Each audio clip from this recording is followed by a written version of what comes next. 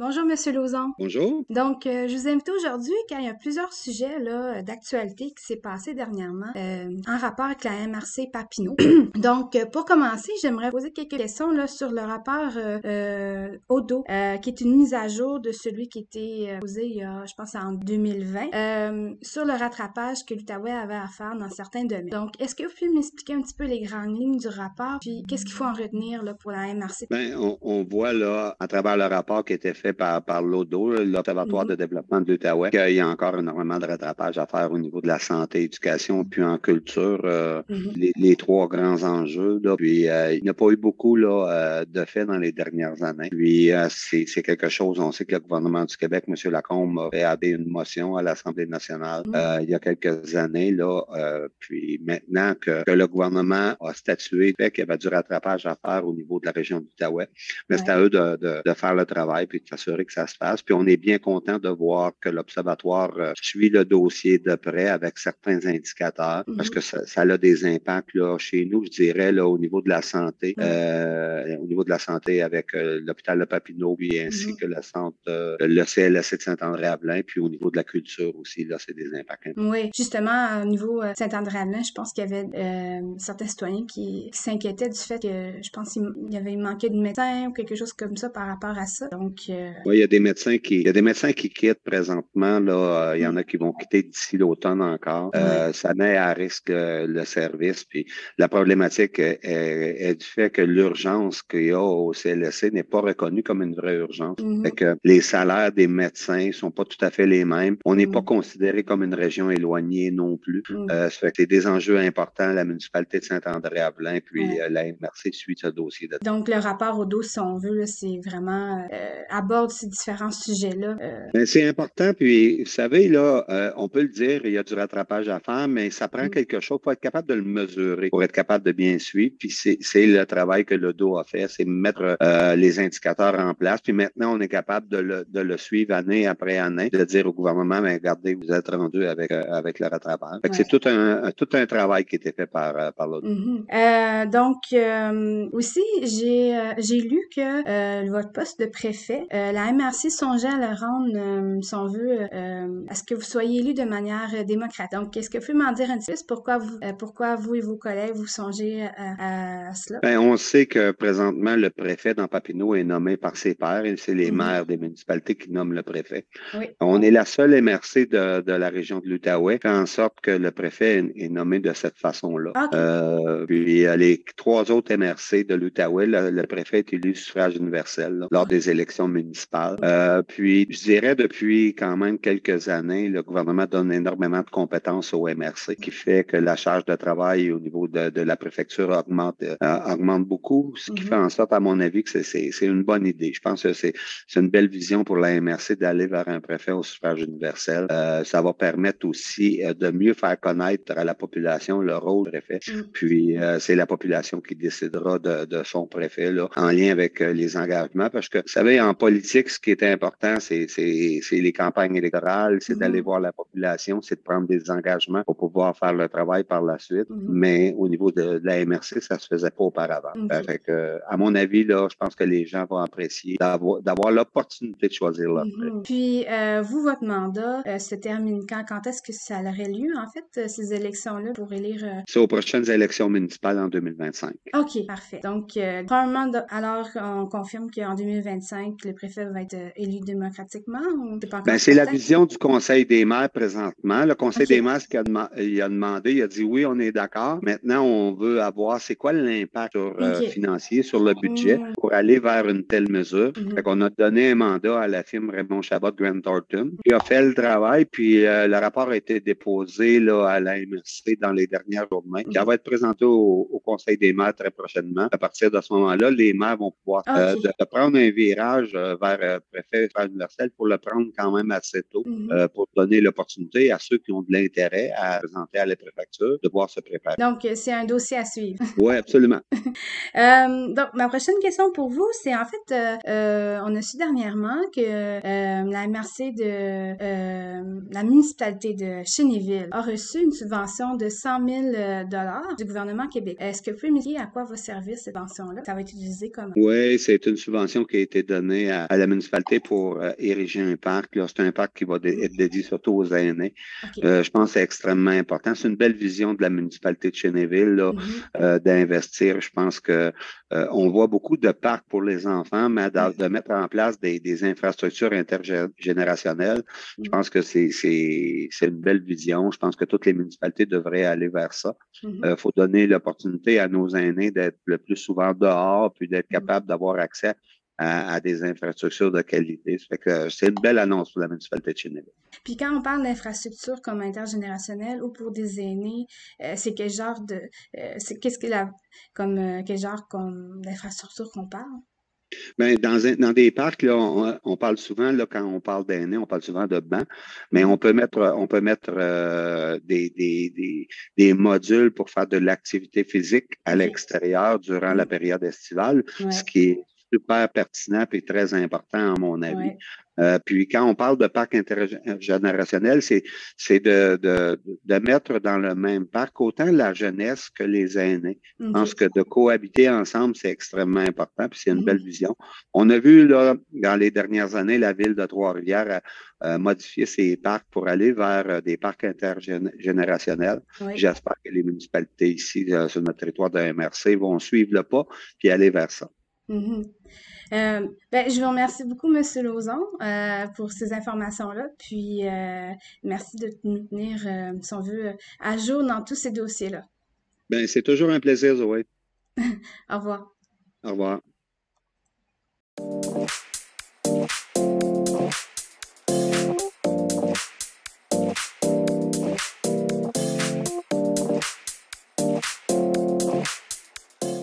Bonjour Eric. Bonjour Zoé. Donc, on se rencontre aujourd'hui pour une nouvelle chronique sport et loisirs dans la MRC Papineau. Donc, aujourd'hui, tu as vraiment plusieurs sujets à aborder avec nous.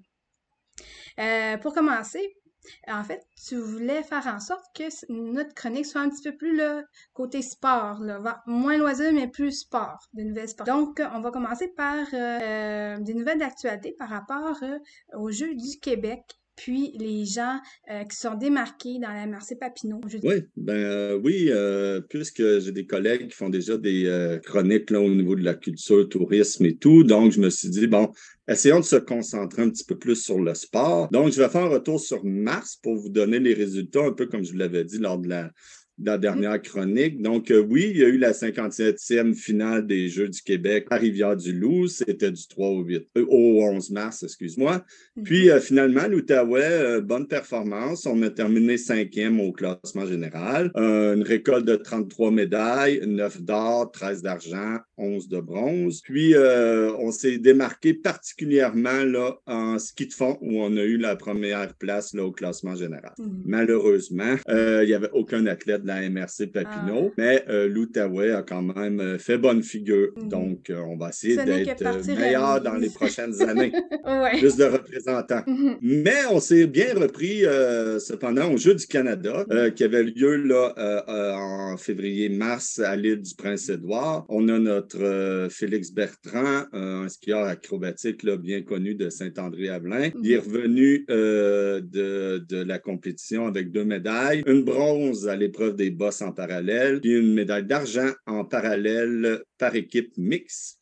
Donc, il compétitionnait en équipe là, avec une fille. Puis, il est malheureusement terminé là, juste au pied du podium, donc 4e là, à l'épreuve individuelle des bosses. Puis, je crois que vous l'avez rencontré là, plus tôt en mars. Là. Oui. Il nous a raconté son expérience, puis comment ça s'était passé. Puis, non, on est pas mal satisfait de ces compétitions qu'il y a eu et les médailles qu'il y a eu. Oui, les Jeux du Canada 2023 avaient lieu à l'île du Prince-Édouard, mais les épreuves de ski avaient lieu au Nouveau-Brunswick. Là, c'est une condition à cause de la possibilité des montagnes, bien évidemment. On avait une autre athlète de la région, Loïka Robertson, qui est une judoka de Saint-Six. Elle est revenue de la compétition avec 2 médailles d'or, une médaille d'or en compétition par équipe, puis une médaille individuelle au moins de 63 kilos.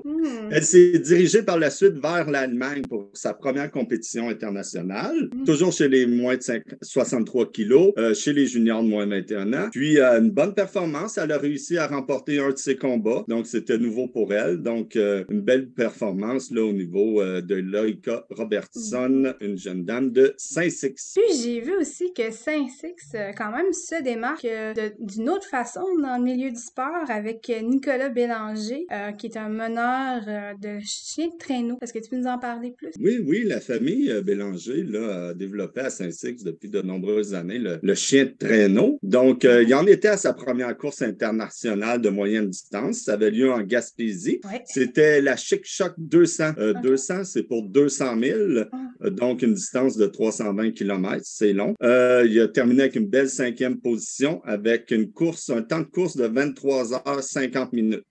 Donc, évidemment, il y avait des pauses pendant le trajet. Donc, dans le fond, il est parti le samedi matin à 9h pour terminer là, après de 23 heures le dimanche soir. Okay. Donc, une grosse fin de semaine là, pour Nicolas. Ouais. Un attelage de 10 chiens, donc 10 chiens de traîneau. Il y en a un qui s'est blessé pendant la course, puis il y en avait 2 qui semblaient fatigués là, lors d'une des pauses. Donc, il a terminé avec 7 chiens. Mais somme toute, là, une grosse performance pour Nicolas Bélanger en chien de traîneau. Ah, c'est super ça. Puis il y a d'autres athlètes qui se sont démarqués, dont une que j'ai déjà eue en entrevue ici. C'est Vanessa Lepage-Joannis, une boxeuse originaire de Saint-André-Avelin qui maintenant habite, je pense, c'est à Mont-Laurier. Oui. Vous avez tout à fait raison, Zoé. Donc, était le retour dans le ring le 23 mars après une pause de plus de 5 ans. Oui. Le combat avait lieu au cabaret du Casino de Montréal, catégorie mi-lourd. Belle victoire, remporté son combat face à l'Américaine Princess Airston. Un combat de 4 rounds, puis la décision a été unanime. Là, les juges ont donné les 4 rounds sur la feuille de pointage à Vanessa. Donc, un beau retour pour elle dans le milieu de la boxe. Surtout qu'elle avait pris une pause depuis 2017, donc c'est un retour en force. Oui, on voit qu'on peut s'y remettre puis quand même obtenir des bons résultats, en plus d'avoir amélioré des bonnes choses pour notre santé. Exactement. Donc, tu as aussi des nouvelles pour nous concernant le hockey mineur. Oui, comme on disait la dernière fois, là, on arrivait aux parties là, de fin de saison. Donc, il y avait le tournoi régional de l'Outaouais. Donc, l'équipe des seniors de la petite nation M13 de niveau A a remporté là, sa division là, en Outaouais. Donc, il va représenter l'Outaouais, comme je disais, en Mauricie du 30 mars au 2 avril. Donc, M13, là, c'est les nouvelles appellations, là, soit M13 ou F13 pour les filles. Donc, c'est égal à l'ancien Pee-Wee, là, comme on disait. Là. Donc, de catégorie Pee-Wee, donc 11-12 ans. OK, une bonne chose à savoir. Oui, puis une autre belle performance, le M11, donc Atome, a malheureusement vu sa saison terminée, là, mais était quand même dans le carré d'as dans sa catégorie au niveau de l'Outaouais. Le tournoi là, va avoir lieu là, ou a lieu là, le début avril. Puis, il y a aussi, là, dans le monde du curling, à Tursault en particulier, il y a une compétition qui a lieu, qui est la classique Jules Biron. Donc, est-ce que tu peux nous en dire plus aussi? Ben oui, la classique Jules Biron, dans le fond, c'est une classique amicale là, annuelle. Dans le fond, c'est un moyen de terminer la saison. On invite les joueurs de curling, mais également là, ceux qui veulent en apprendre davantage. C'est bien amical comme rencontre. Donc oui, c'était du 30 mars au 2 avril. Une activité intéressante pour tout le monde, puis pour beaucoup de gens là, découvrir le curling. Ben oui, exactement. Donc, dans le milieu de l'athlétisme, il y a aussi des nouvelles d'actualité. Oui, ben le club d'athlétisme de la petite nation va bien. Il sera en compétition là, le 15 avril prochain au centre Claude Robillard à Montréal. Puis soulignons là, que les entraînements se poursuivent à l'école secondaire Louis-Joseph Papineau. Donc, un beau club d'athlétisme là, quand même qui a produit de nombreux athlètes là, dernières années. Puis là, je remonte là, à plus de 30 ans d'existence. Là. Donc, c'est bien le fun de voir les athlètes là, aller dans des compétitions un peu partout dans province. OK, super. Il y a aussi le karaté, le milieu du karaté, Oui, qui le s'est passé quelque karaté. chose. Ben oui, la famille Bélan est reconnue dans la région là, pour le karaté. Donc, deux des plus jeunes, Antoine à 12 ans, puis Simone à 15 ans, étaient à Las Vegas le 5 avril. C'était la compétition de la Junior International Cup et du USA Open Karate Championships. Donc, une sortie à l'étranger pour les jeunes athlètes en karaté. Puis, on sait aussi que leur grand frère performe aussi au niveau international et canadien. Donc, famille dévouée au karaté. Ça s'annonce bien aussi pour les prochaines années, la relève à ce niveau-là. Relève. Donc, tu avais aussi une petite demande à faire à nos téléspectateurs qui nous écoutent. Ben oui, j'invite les clubs et les associations là, à nous transmettre là, leurs informations afin qu'on puisse parler de leurs activités puis divulguer là, les résultats, les bonnes performances, les jeunes athlètes. Donc, plus j'ai d'informations, là, plus on va pouvoir construire ensemble une chronique sportive intéressante. Oui, puis de cette façon-là aussi, ceux qui veulent participer à ces associations-là, à ces différents sports-là, ben ils vont avoir l'information là, avec notre chronique. Oui, en effet, on va aller chercher de la relève. Oui, je te remercie beaucoup, Éric, pour ces informations-là, puis on se dit à une prochaine chronique. Merci, à bientôt.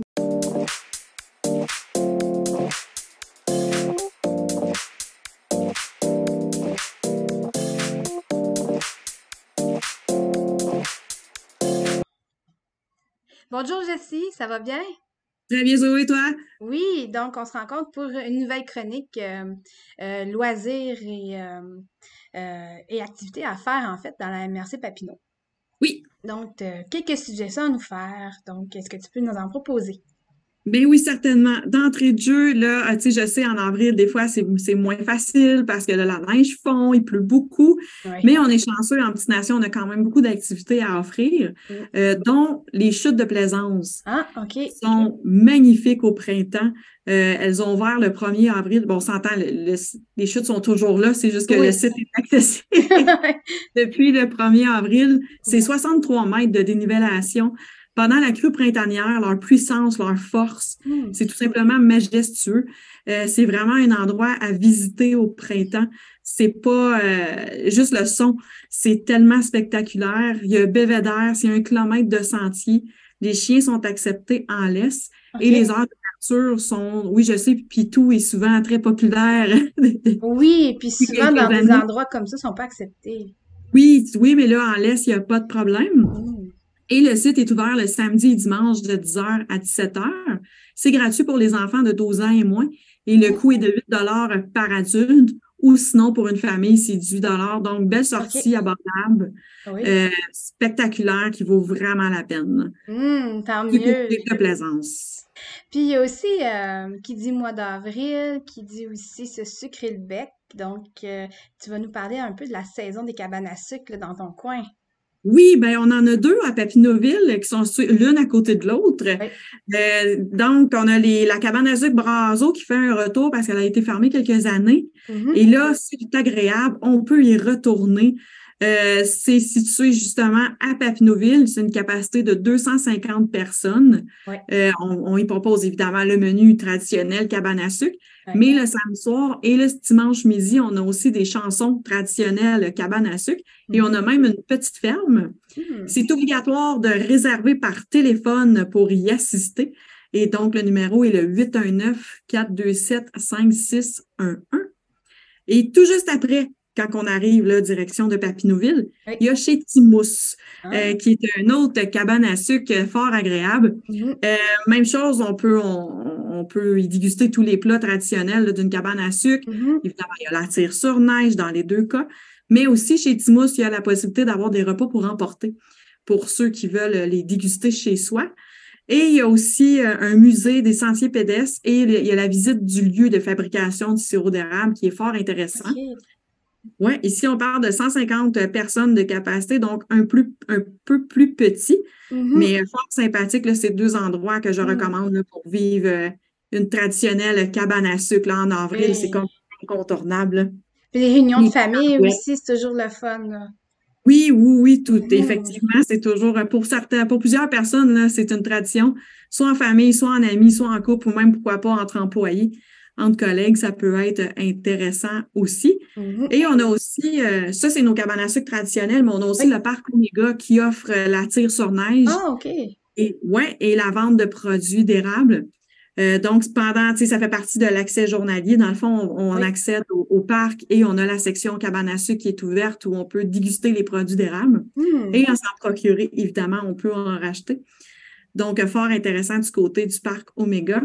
Et on a la boutique François Lambert qui offre une panoplie, mais vraiment, là, je viens d'analyser leur site Internet, une panoplie de produits sucrés, d'érable, donc des paniers de produits, des œufs de dragon, des saveurs d'érable, des boîtes d'érable. Donc, il y a vraiment de quoi là, se sentir le goût du sucré est là. Et ben pour les amateurs de sucre, Pâques aussi arrive en avril. Et bien, Chocomotive est l'endroit incontournable, Évidemment. le seul économique en Outaouais, où on peut se procurer là, une panoplie de chocolat, que ce soit du blanc, du noir, du au lait. Il y en a pour tous les goûts là aussi. Il y en a même pour les diabétiques. Donc, il n'y a aucune raison de ne pas se sucrer le bec là, en avril. Ben, c'est super. Il y a aussi, bon, comme toujours, il y a une belle programmation de spectacles aussi là, dans la MRC Papineau. Oui, on n'a rien envie en petite nation. On est vraiment choyés, là. On n'a pas... on peut se comparer avec les grandes villes et on ne sera certainement pas déçus. On a la salle des jardins là, qui est située à l'école secondaire Louis-Joseph Papineau qui vient d'être rénovée. Et on a vraiment une grosse brochette, là, une grosse programmation. En avril, là, ça commence avec Alain Choquette le 8 avril, un magicien très reconnu au Québec. Ensuite, on y va en musique avec Patrice Michaud, très connu aussi, qui a été notamment animateur de Star Academy. Billy Tellier, on s'en va tout en humour avec Billy Tellier le 22 avril. Et on termine ça avec La Chicane, le groupe très populaire là, qui fête ses 25 ans, de 20 ou 25 ans là, de carrière là, quand même. Ça fait longtemps qu'ils roulent leur boss. Oui, ça fait quand même ça fait plus 25 ans que 20, donc ils vont être du côté de Papineauville. Là, tous ces artistes-là vont être à Papineauville en avril. On est vraiment choyés. Et au pub Saint-André, on a les micros ouverts les 14 et 28 avril. Donc, c'est à Saint-André-Avelin. Et qu'est-ce que c'est un micro ouvert? Ben, c'est les gens qui veulent prendre la scène, démontrent leur talent, s'amusent. Et on a un hommage à U2 le 29 avril aussi au pub Saint-André. Donc, plusieurs dates là, à mettre à notre agenda là, pour les amateurs de culture. Justement, si on parle de culture, il y a le Centre d'action culturelle qui a des expositions là, à nous proposer aussi. Oui, c'est le traditionnel Femme Expo. Ça se déroule toujours au mois de mars et avril. C'est dans le cadre de la Journée internationale de la femme. C'est des artistes femmes qui conçoivent des œuvres expressément sur un thème dans le cadre de la Journée de la femme. Et donc, cette année, c'était Femmes au front. Donc, c'est quand même des œuvres assez parfois difficiles à regarder, toujours très beaux, mais qui sont forts, sont lourdes de sens. C'est toujours ça vaut toujours le détour. Moi, c'est une de mes expositions coup de cœur là, du côté du Centre d'action culturelle parce qu'il y a une belle diversité. Les messages sont forts, sont puissants. Donc, je vous invite là, à aller faire un petit tour du côté de Montebello. L'exposition se déroule jusqu'au 23 avril. Donc, il nous laisse du temps pour aller les observer. Et donc, pourquoi pas là, passer une fin de semaine, aller manger à la cabane à sucre, visiter le centre d'exposition et ensuite aller voir un spectacle. Pourquoi pas? Ça fait une belle fin de semaine, une belle journée là, du côté de destination. Ah, c'est super. Ben, merci Jessie pour toutes ces informations-là. Puis bon, on se dit à une prochaine chronique. Oui, certainement. Merci à toi. Bye. Bye.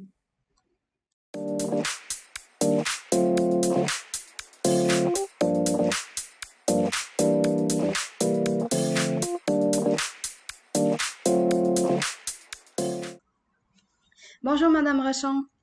Bonjour. Enchantée de votre connaissance. Vous êtes l'une des copropriétaires de J2G, une entreprise qui, en fait, a été fondée il y a 25 ans et est située dans Massonger. Donc, est-ce que vous pourriez un peu me présenter un peu J2G, son histoire, d'où vient son nom et tout ça? Bien, en fait, J2G, c'est les fondateurs, c'est M. Ghislain Boudreau et M. Jean-Guy Laframboise, qui ont toujours fait ce métier-là. Ils ont toujours été conseillers aux ventes dans le recouvrement de plancher. Oui. Et puis, à un moment donné, il y a 25 ans, ils ont décidé de se partir en affaires. Et puis, J2G, effectivement, c'est pour Jean-Guy, c'est pour Jean-Guy et Ghislain, donc J2G, Jean-Guy et Ghislain pour 2G. Donc, c'est de là vient le J2G, en fait. Puis, en fait, comme qu'est-ce que J2G, comment vous décririez l'entreprise, comme les produits que vous vendez, tout ça, comme... J2G se spécialise dans le recouvrement de planchers de tout genre, mais c'est surtout du haut de gamme, de la céramique importée d'Italie, des planchers de bois franc. On a aussi une section qui est de la plomberie. Alors, on fait la vente, l'installation de la plomberie haut de gamme. Et puis, on se démarque beaucoup par le service à la clientèle, l'expertise. Donc les gens qui rénovent leur maison viennent vous voir et vous les aidez à choisir leur plancher, tout ça. Effectivement, ils sont conseillés là, du début à la fin. On a même des stores, on a même différents revêtements qu'on peut leur offrir. Puis vous, je crois que ça va faire environ 1 an que vous êtes copropriétaire avec votre mari, c'est bien ça?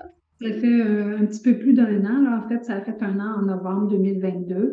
Et puis, oui, avec mon conjoint Gilles Forgette et M. André Bélanger aussi, qui est un conseiller aux ventes. Donc, on est 3 copropriétaires dans l'entreprise. OK.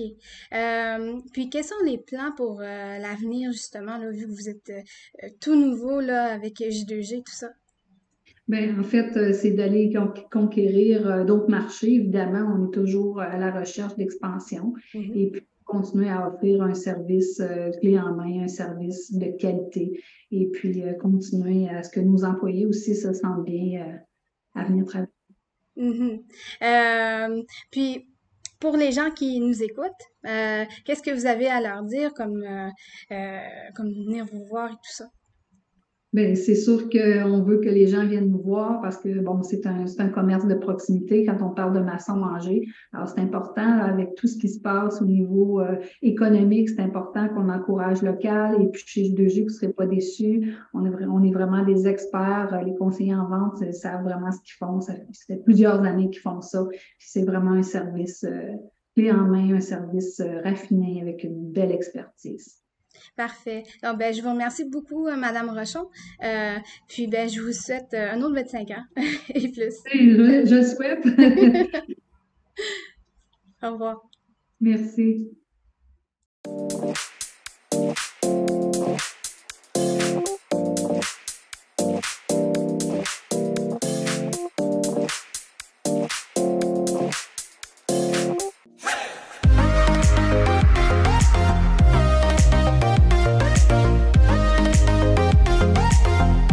TVC Basse-Lièvre, la télé au service de sa communauté.